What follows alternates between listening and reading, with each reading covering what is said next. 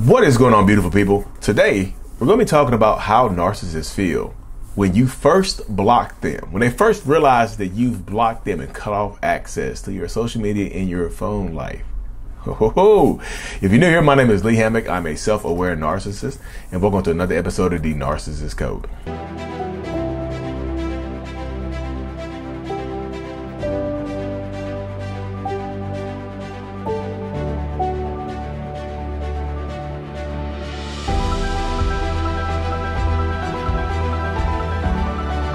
Welcome back, folks. Welcome back.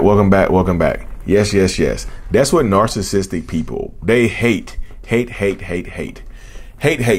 be blocked. Narcissists want access to you at all times. They do. This is one of those things, y'all. They absolutely want access to you. They think that you belong to them. They want to control the situation. They want to control the narrative. They want to control a lot of things, right? Especially you. At the crux of everything, they want to control you. So how do they feel when you first block them, when you first cut off contact with them? I've done videos about narcissists blocking, like you blocking them before, but not from this perspective. Not from this, like, when they realize that they're blocked. This is what happens in the mind of a narcissist. Like, even if it doesn't matter what they've done to you. Let me make this clear. It does not matter in their minds what they've done to you. They feel justified in their behaviors. They feel justified in their actions and whatever has happened. Right? They feel justified. They feel completely justified. So when you block them, when they wake up and realize that they're blocked, when they just get on their phone, they're like, what is this girl doing today? Or guy or person, what are they doing today? What the hell? Wait, maybe, I don't know, maybe Instagram is messing up. Maybe I need you to refresh my Instagram. Maybe Instagram is down. Let me see what they're doing on Twitter. Huh. Maybe Twitter's down. Let me see what they're doing on TikTok. That is crazy how all these social media sites are down at the same time. Let me see Facebook. The sites seem like they're working. It just seems like I can't see what they're posting. Roar!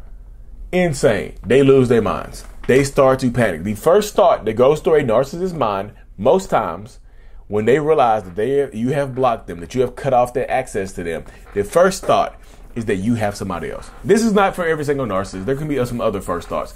But most of the time, I would say the first thought is that you have someone else and that you have moved on. That's the first thought. That's when the paranoia kicks in, especially if you've blocked them because they've cheated on you. Like, if you blocked me because I cheated on you, I'm thinking you're getting your lick back. I'm thinking you blocked me because you're getting your lick back. I'm thinking you blocked me because you want to hurt me by doing the same thing to me that I did to you. I'm thinking you blocked me because of that.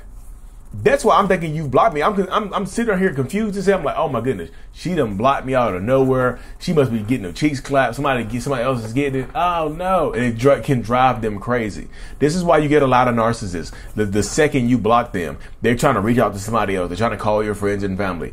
They're doing this type of stuff right there. And if somehow they get through to you, they're accusing you of being with somebody else. I hope they're worth it. I hope whoever you're with right now, I hope they're worth it. I hope they're worth throwing our whole relationship away. I hope they're worth throwing 7, 8, 9 years away. I hope they're worth throwing 3 weeks away. It was a magical 3 weeks. And yes, I cheated on you in 3 weeks, but it was a magical 3 weeks to me. Maybe not to you because you moved on, but it was magical to me, damn it. It was magical. It was Houdini. It was abracadabra. I said abracadabra after our first date. It was so magical. Yeah, this is the mindset of a manipulator. This is the mindset of a narcissistic abuser. This is the mindset of just a toxic abuser, just an emotional abuser. Physical abuser, sometimes they automatically think that you have somebody else. So they're assuming that they're losing their minds. And this is the thing right here. Because they look at you differently if you have been with somebody else, they try to rush to get you back. I had a very narcissistic friend right here, y'all. I had a very, one of my old friends is highly narcissistic. I would go so far as like, he's not diagnosed, but most people around him would just be like, oh yeah, he's a narcissist. Even my wife is like, yeah, he's definitely a narcissist. And he was literally cheating on his girlfriend. Literally. Got caught a couple of times. And she decided to give him another chance. But then she woke up one day and she's just like, you know what? I'm done. You know why? I'm going to tell you this quick little blurb. He decided that he wanted her to follow my profile. He like, you need to follow my friend. He's famous on TikTok. And I was like, bruh, okay. She saw my stuff and saw he cheated a couple times and like, oh yeah, you just like that. Blocked. And guess one day he woke up and he was blocked. And he started calling me. Man, can you call her and let her know I'm a good person? I'm like, hell no. Man, she probably be with somebody else. Man, I need to hurry up, man, because she's very sexual, man. That means she was very sexual with me early on. That means if she's talking to somebody else, she's gonna get very sexual with them, and then I'm not gonna want her anymore. That's the mindset. They think you're gonna give somebody else what they feel like belongs to them. They think that, like I said, I'm telling you, they think that you're going to match their energy, and they hate it. Hate it. They really do. And this is a common theme when you're dealing with narcissistic and toxic people. They hate the fact that you can move on. They hate the thought of you moving on. So they automatically assume that that's what you're doing. That's why they try to beat down your door. That's why sometimes they try to pop up at your house. You know, if you follow my other channel, Lee.actions, if you follow my channel over there, Lee.actions on YouTube, I do a lot of reaction videos and story time on that channel. And literally one of my stories that I'm posting today, same story, like same type of thing. She blocked him. He created a fake number and started texting her immediately, asking for closure. Can I see you? Can I talk? It's crazy. I'm just telling you the mindset that goes into them. They automatically think that you're with somebody else. Another thing that a lot of narcissists could think is that you're like, and this is going to sound so super simplistic. They just think you're done with them and they're not ready. Like, even if they cheated on you, even if they put their hands on you, even like they think that you're done with them. They think that you're done and they don't want you to be done. They don't want to be by themselves. Right. So the fear, a lot of narcissists have these abandonment issues and fear of being alone. They don't want to be by themselves. So they go crazy. They're losing their minds thinking that this type of behavior is okay. You see what I'm saying? So they start reaching out to you thinking that they want to be by yourself. They're like, okay, you're going to you're going to be by yourself and this. I don't want you to be by yourself. I don't want you to be alone. I want you to be this. I want you to be that. You know what I mean? So they don't want to be by it. Narcissistic robot resetting. Talking too fast. Freebooted. Somebody said the other day, somebody sent me in the comments, like, Lee, you haven't dated a narcissistic robot in a long time. I missed that. There was shout out to you, whoever left that comment. But that's what happens. They are not ready to move on and they don't want to be with anybody else. And they, like I said, they don't want to be by themselves. So they might literally lose their minds if they wake up and you've blocked them. This is kind of the fallout right here. They lose their minds because they think you've blocked them. They think you're moving on. And it's kind of crazy how that works, isn't it? Like, they feel like they can do whatever they want to, but then you block them. And they feel like somehow, some way, shape, or form, it's your fault. They're angry as hell and try to take it out on you. You know, another thing that just crossed my mind as a reason why they could, how they feel when you block them, a thought that goes through their mind, is that you're about to expose them. This is one of the thoughts right here. That you are about to expose me and I cannot handle it. I do not want to be exposed. I know what I've done to you. I know the stuff that I've done. I know the stuff that I've said to you.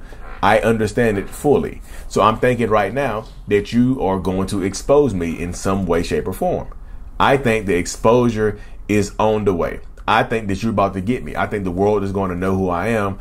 I think, that people are going to see me for who I really am because you can expose me. I don't know what you have on me. So that fear is just crazy. Like, not only do I think some people think a combination of all of it. They think you could be with somebody else. They think you're done with them, and they think you're going to expose them. That's crazy, isn't it? So you can see the kind of mental stuff that goes on the mind of a narcissist once the relationship has ended, right? You can kind of see why they would think some of the stuff that they think, why they feel the way that they feel, because they're afraid of their exposure. They have a good reputation. They have a good job. They have a good, the people in the community view them in a very positive light. They could absolutely lose their minds because they don't want to lose that access to that power of that community that they might have cultivated over an extended period of time. So in that space right there, of course, they're going to keep messing with you. Of course, they're not going to just let you go. They're not going to let you just walk away. I know it sounds childish as hell, like Lee. They're not going to let me walk away. I'm a grown ass person. Ain't anybody going to let me do nothing. Damn it. Ain't anybody going to let me do nothing. So, you know, my aunt used to say tough titty. She's a tough titty, old Biddy. older generation has some good old quips, didn't they? Tough titty, old Biddy. But that's the space that they fall into. They are afraid of exposure. They want to keep their reputation intact. So sometimes, though, if you block them, they'll just start. They're trying to find a way to reach out to you. Well, hope we can just move on and be amicable. I won't say anything about you, and hopefully you don't say anything about me. So this is what their fear of exposure, right there, can make them start a smear campaign on you. They try to get ahead of what they think you might do. If they have this fear of you exposing them for who they really are, they might try to get ahead of what you're going to say by telling people that you've done the same thing. Oh, we're not together anymore because they cheated on me. We're not together anymore because they were crazy. They put their hands on me. They did this. They did that. They try to be very preemptive with what they are doing because they think you're going to get ahead of them and control the narrative. They do not want you to control the narrative. Absolutely. Hell no. They do not want you to control the narrative at all. So you have to protect yourself. You have to protect your peace in these situations. You absolutely do, y'all. And this is, I know I just sound like I'm beating a dead horse, but if you block them and you, like I said, if they start find a way to reach out to you and start sending you crazy stuff, threats, please document everything. Please protect yourself. And if you have to, go talk to the police department. Go get a restraining order. Go do something to protect yourself. Make sure that you're going to be here tomorrow. Because I'm just telling you, narcissistic people don't care. Most times they're trying to survive. And survival means keeping their reputation intact. So if they want to keep their reputation intact, that means that they will try to harm you and take you up out of here to protect their reputation at all costs. But anyway, y'all, thank you for tuning into another episode. Make sure you subscribe to this channel if you haven't already. Check out my other channel at Lee.Actions. It's like it's bookmarked everywhere, y'all.